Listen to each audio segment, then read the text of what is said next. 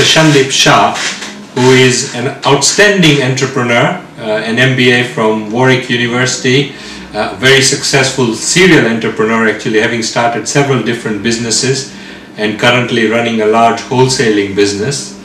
But all the time, whilst he has been active in business, he's also been very active in the charity and the community front. He was in the committee of the Young Jains. He has then he started a charity called Sansaar, which has just completed 10 years and done some outstanding work, of which we'll talk about. And he is now also involved with an educational initiative for Jain children. Shandip, can you tell us what has motivated you to do all this community work? Very interesting question, actually, and I think it probably goes back to the roots of my father, who always used to do some work. But personally, I think, although it's in the blood, I think I've always felt it is everyone's duty to give something back to the community. Coming over from Africa, we have taken a lot out of this country. The country's given us a great platform to be educated, to be a bit more learned. You know, our parents, even my older brother, they didn't have these opportunities. So I feel, having gained all that, we need to give something back to the community in our own way, with the skills we have. So really, you know, persona, I think it should be made up. Every business person or every professional person, wherever they can contribute, not just financially. Financially is a second step, but contribute in their own way to charity, community work, I think is utmost importance. I mean, one of the interesting things about your work, which I have seen over the years, is that you set very high standards in whatever you do. So the events are very well organized, they're very professional, and actually people who come to the events have a tremendously positive experience. I mean, I think the experience of Sansaar and the events that Sansaar have organized, I mean, one of the big challenges for the Indian community in this country is how to hand over and pass on the culture to the children and the next generation.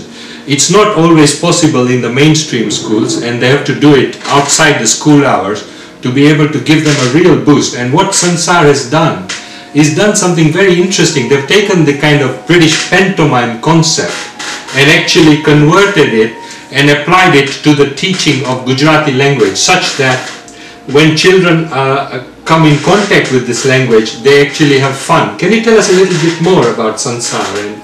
Yes, absolutely. I mean, Sansaar is we founded it, well, our first meeting was actually in 1997, but officially in year 2000 is when we founded it.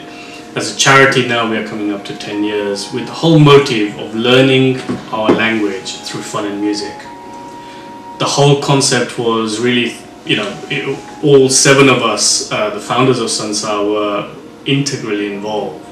And we wanted to, at that stage, some of us didn't have kids, but Rajvi, who's the main driver behind the sort of the concept, was we wanted to build something which is already available in the nurseries, already available in the British education system, which is learning through nursery rhymes.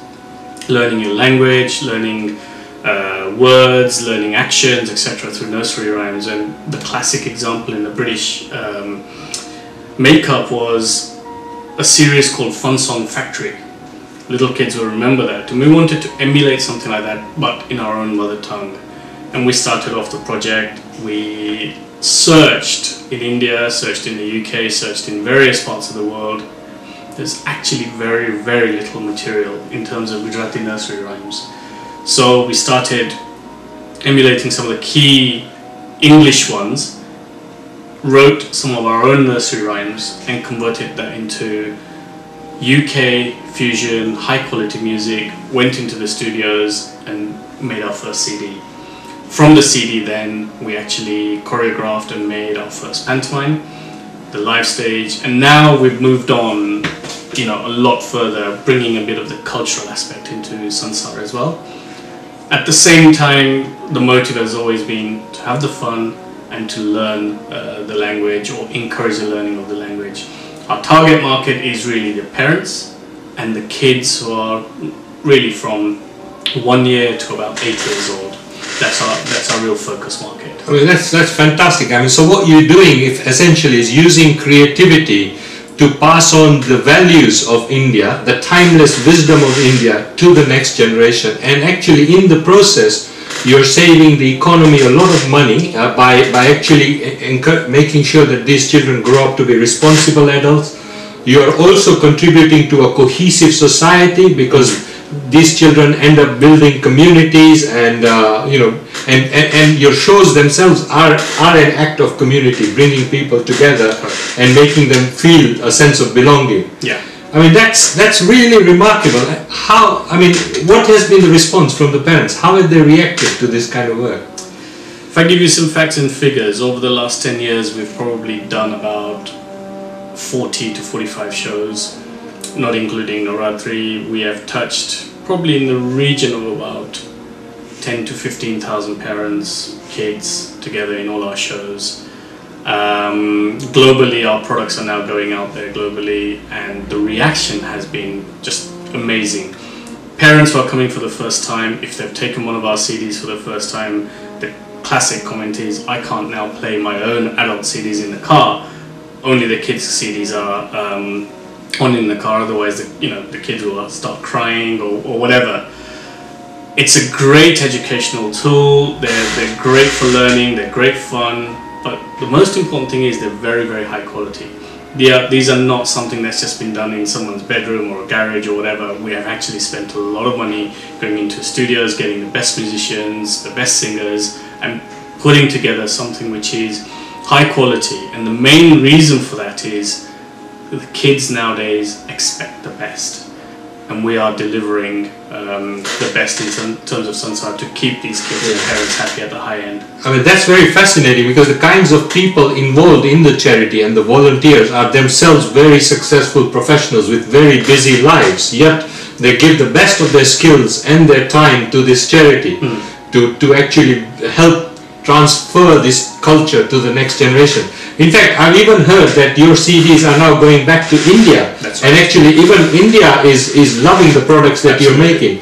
So here is a kind of a product which relates to the East, invented in the West, but now going back East. I mean, this is quite a remarkable achievement. Yeah, absolutely, and really it shows what Sansaar has achieved. It shows the quality of our product, and it shows that even in India, really the mother tongue hasn't been taken for us as seriously as possible for the little kids. It's fine to have them speaking or whatever, but really to use music as a tool has not been used to the best effect, and yet there is so much material out there.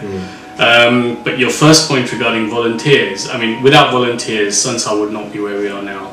We have some of the finest volunteers, dedicated volunteers in every aspect, and they're giving up days, weeks, months to actually plan ahead. Each of our shows will take us at least, a brand new show will take us 6 months to prepare, a running normal show will take us 3 months to prepare, our Navratri programs will take us 2 or 3 months, because we want to make it an experience for every visitor who comes. Every child, every parent who comes has got to be an experience from the moment they walk through the door to the moment they walk out.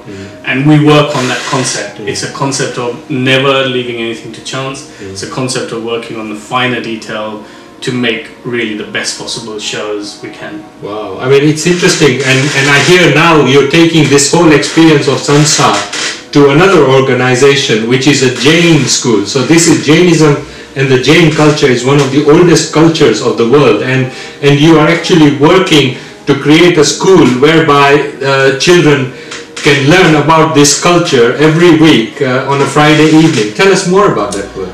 Yes, basically my kids go there, my wife goes there. At least now for us it's a family event on a Friday night. The school is the SCVP school in Kingsbury, Shri Chandya Vidyapith School. Absolutely fantastic work that they've been doing in the last 15 years, and I really started to go because I wanted to give my kids some education on Jainism, which I could not do. I'm not qualified enough or have enough knowledge. So we went to this school, and me and my wife were in the adult class and the kids were in the kids class, and slowly things evolved over time. Then I decided to help them out as a volunteer, so I started running public speaking classes at the school. So I was basically helping the youth teachers, the youth classes, in building up their confidence in speaking in front of public, giving lectures, giving talks, whatever. From one thing led to another, and then basically they asked for help on organising events. So we've just done UK's first ever family Chopra Puja, which had 240 people there on Diwali day. So that was a first. We've done fates, we've done hosting of Shilapaji last June. And again, I'm bringing basically the same concepts which I have in Sansaar, is to try and bring all these events to a higher level. It's a very different ball game in terms of the organisation level required or whatever, but the concepts are still the same. I have a very strong belief in Jainism. It's a very powerful school. They required that help in terms of organising. The teachers, the youth teachers are all first rate, and I think it's our way of just giving something back again to that community. And I dearly love that school, and I will do as much as I can to try and promote it.